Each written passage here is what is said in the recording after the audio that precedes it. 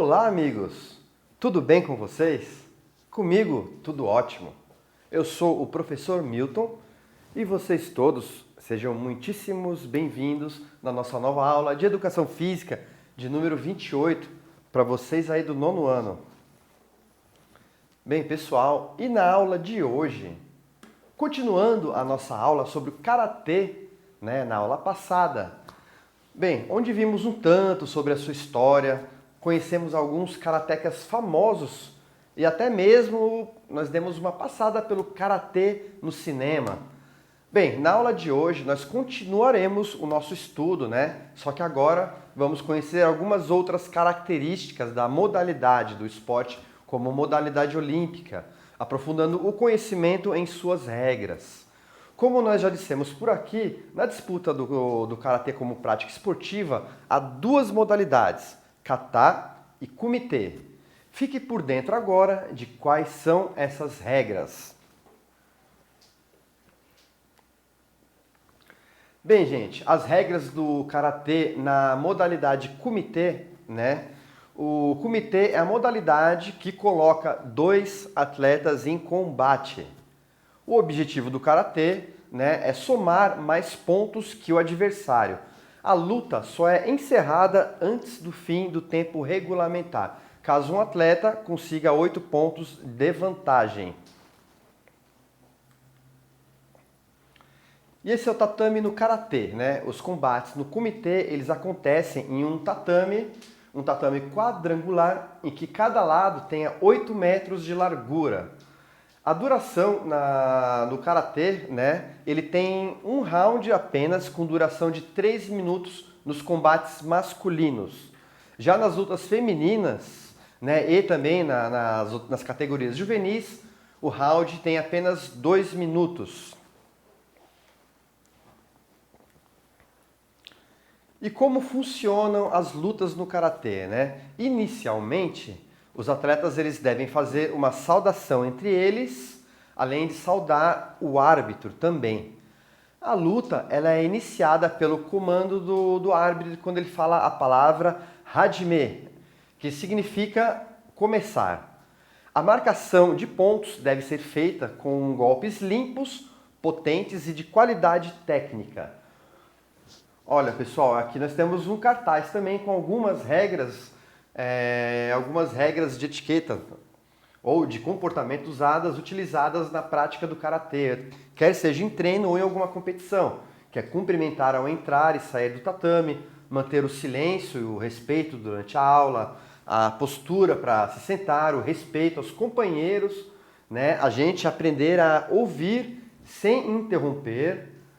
Ao entrar e sair do tatame, a gente pede licença ao professor, A gente, quando temos mais experiência, a gente dá suporte, A gente auxilia os menos graduados, alinhar-se em silêncio na ordem de graduação, Eles têm uma certa ordem, uma disciplina lá também, e manter a limpeza do tatame.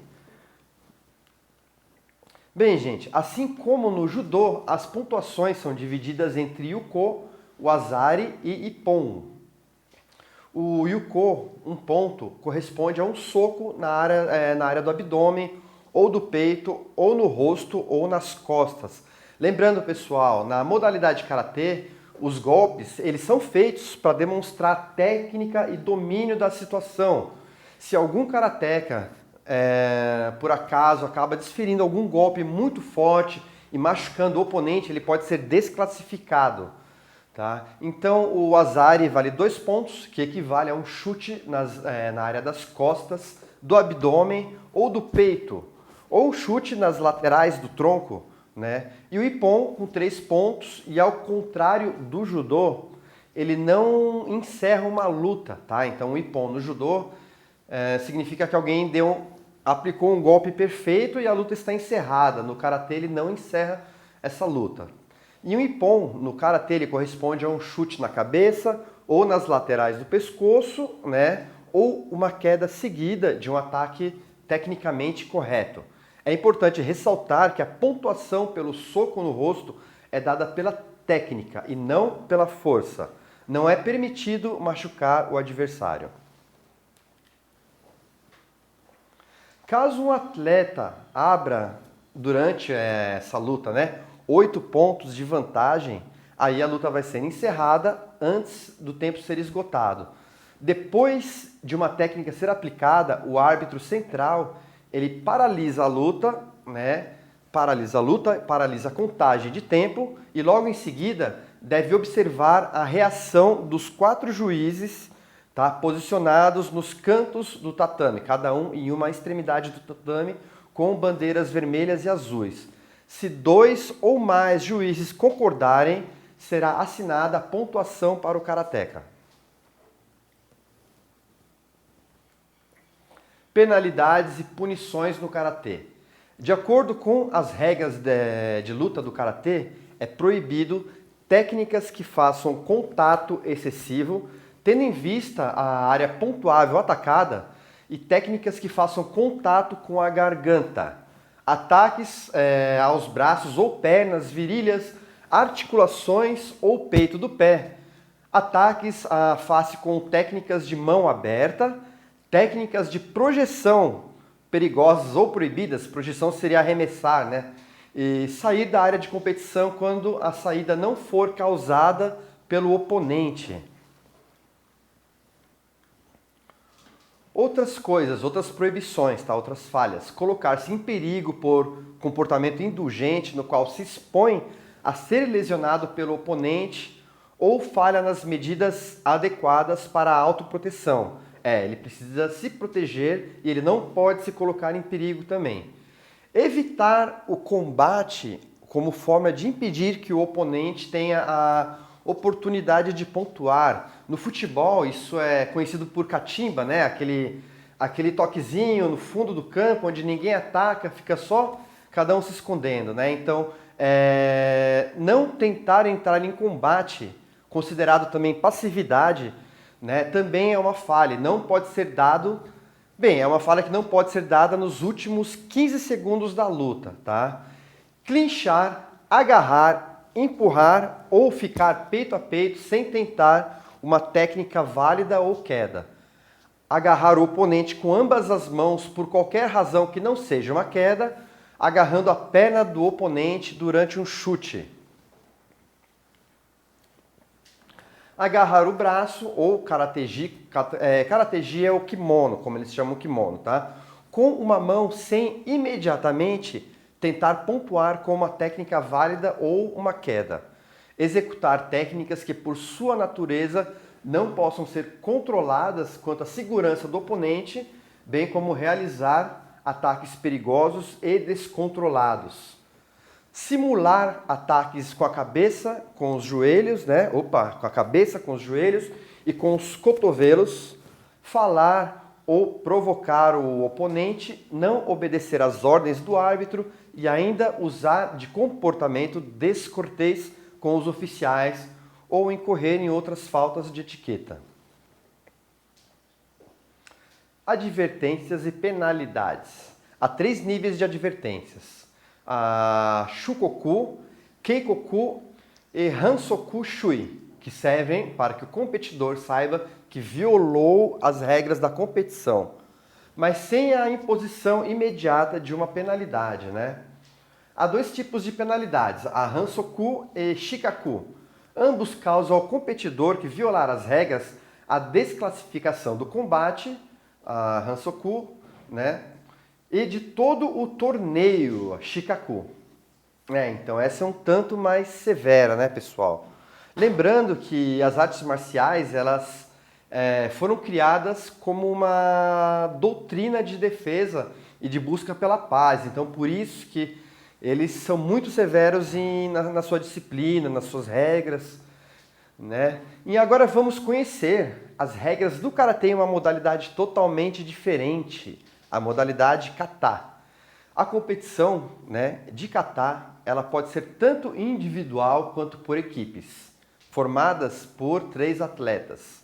Não há competições mistas, ou seja, cada equipe é exclusivamente ou masculina ou feminina.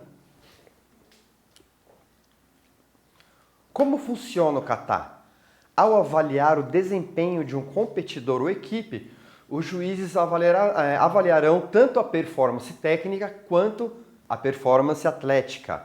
Nas apresentações, os karatecas eles precisam mostrar a técnica, a velocidade nos movimentos e o controle dos golpes. Em competições por equipes, ainda tem um outro fator, a sincronia, né? Todos os competidores se movimentando exatamente igual. Então vale muito ponto também. E o sistema de pontuação, né? Na pontuação do kata, são eliminadas as duas notas mais altas e as duas notas mais baixas, respectivamente para o desempenho técnico e desempenho atlético. Em seguida, é calculada a pontuação total, a peso de 70% para o desempenho técnico, 30% para o desempenho atlético. O desempenho técnico e o desempenho atlético recebem pontuações separadas usando a mesma escala, de 5 a 10. Então, praticamente, né, o kata é como se a pessoa estivesse fazendo uma apresentação, demonstrando os golpes, demonstrando a técnica. A nota 5, ela representa a pontuação mais baixa possível para um kata permitido, né? Enquanto 10 representa um desempenho perfeito. A performance é avaliada desde a saudação até o início do kata, até a saudação final. E aqui a gente tem um exemplo de um kata também, um bem conhecido, bem famoso. Eu já fiz karatê há muito tempo atrás, quando eu era criança, e eu lembro bem de algumas situações, de alguns katas que a gente fazia, né? Era muito interessante, pessoal. Bem, vamos agora ver como que um atleta perde ponto em um kata. Caso ele perca o equilíbrio, né? Ele vai fazer algum movimento, até mesmo acrobático, ele precisa demonstrar domínio, equilíbrio, né? Então, se ele realizar um movimento de forma incorreta ou se ele fizer um movimento não sincronizado com seus companheiros, com o seu trio, né? Se ele deixar, então ele precisa também cuidar do seu uniforme. Se a faixa dele estiver frouxa, né? Se ele provocar perda de tempo, como uma saudação, uma pausa muito prolongada antes de iniciar a apresentação, né? E aqui também, gente, katas, nós temos muitos exemplos na internet. É bem bacana também a gente conhecer, né? Agora vamos ver o que pode desclassificar nessa competição. Um competidor ou uma equipe, eles podem ser desclassificados por qualquer uma dessas razões a seguir. Realizar um kata errado ou anunciar um kata errado, fazer uma pausa muito perceptível ou parar a performance, você é desclassificado. Não saudar no início ou no final da performance, não demonstra respeito.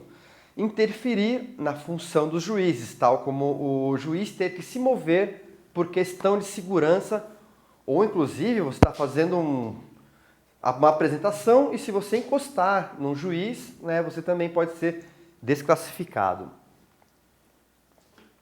Deixar a faixa cair durante a performance, exceder o limite de tempo total de 5 minutos, afrouxamento da faixa ao ponto de ficar solta no quadril e não seguir as instruções do juiz-chefe ou má conduta.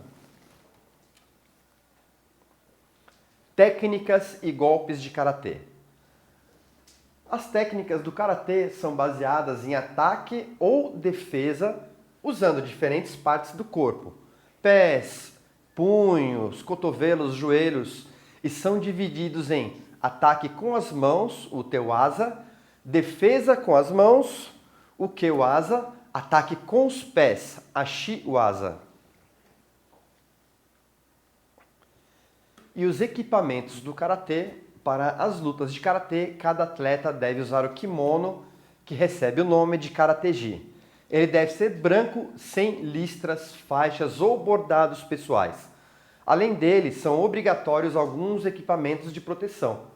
De acordo com as regras, cada karateca precisa usar luvas aprovadas pela Federação Internacional de Karatê, um competidor usando vermelho e outro usando azul, para os golpes ficarem claros para a arbitragem, né? Protetor bucal, protetor corporal, protetor de seios para atletas do sexo feminino, protetor da canela, uma caneleira e um protetor de pé aprovado para que ele não faça nenhum golpe e se prevaleça com alguma coisa, algum objeto no protetor do pé do lutador, né? No karatê, o protetor genital não é obrigatório. Além disso, o uso de ataduras, bandagens ou suportes devido a lesões devem ser aprovados pelo árbitro, após o médico oficial ser ouvido. E as faixas do karatê? Nós temos da branca até a preta, né? A faixa branca, com o seu nome em japonês, Shiro-obi, sem graduação, é um iniciante, né? Da faixa amarela, da faixa vermelha, e aí vai aumentando com o passar dos anos, com o passar do tempo, com o passar das suas graduações, até se tornar um mestre. Na última faixa, que é a faixa preta. E as faixas de karatê, elas sinalizam diferentes níveis de desenvolvimento de um atleta na arte marcial. Os iniciantes usam a cor branca, que significa ingenuidade, já a faixa para o nível mais avançado é a preta, cor que corresponde à união de todas as outras. Para chegar até a faixa preta, um karateca precisa de muito treinamento e muita dedicação à técnica das artes de mãos vazias. Bem, gente, e concluindo agora a nossa aula sobre karatê, com tantas informações sobre regras de seus torneios, pontuação e penalidades, né? Bem, agora vocês podem fazer tranquilamente as atividades propostas para a aula de hoje. Mantenham-se ativos e tenham uma ótima semana de estudos.